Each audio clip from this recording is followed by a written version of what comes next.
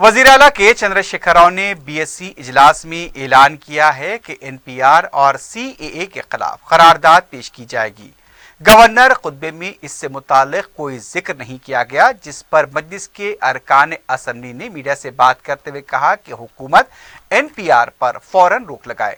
रुकन असम्बली सैयद अहमद पाशा खादरी ने कहा कि एनपीआर को लेकर अवाम में बेचैनी पाई जाती है।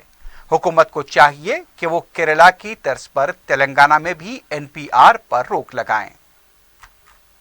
सुलीन मजलिस इत्तेहादुल मुस्लिमीन की जानिब से हमारी हुकूमत से खुसूसन चीफ मिनिस्टर केसीआर साहब से हमारा मुतालबा है कि वो एनपीआर पर स्टे लगाएं और फौरी स्टे लगाना जरूरी है, क्योंकि 1 अप्रैल से मरकजी हुकूमत के ऐलान के मुताबिक इस पे अमलवारी के लिए कहा गया, हिदायत दी गई है।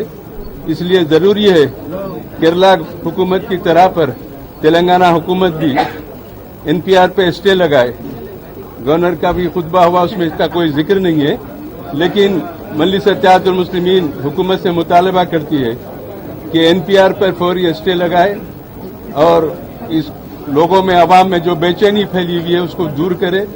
ये वक्त का अहम तकाजा है। हमको फौरी एनपीआर के ताल्लुक से हुकूमत स्टे लगाकर लोगों में अपने एतमाद को बहाल करे। शुक्रिया। मजलिस के मुतालबे के फौरी बाद बीएससी इजलास में वजीर आला ने कहा कि एनपीआर और सीएए के खिलाफ करारदाद पेश की जाएगी।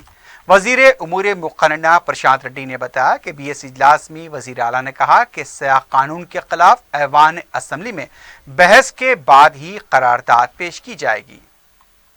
सीएए और एनपीआर जो इश्यू है उस पे गवर्नमेंट के तरफ से खुद सीएम साहब ने ही गवर्नमेंट के तरफ से रिजोल्यूशन मूव करने के लिए सीएम साहब ने तय करे, रिजोल्यूशन मूव करके सारे मेंबर्स के डिस्कशन सुन के और रिजोल्यूशन पास करने का फैसला हुआ।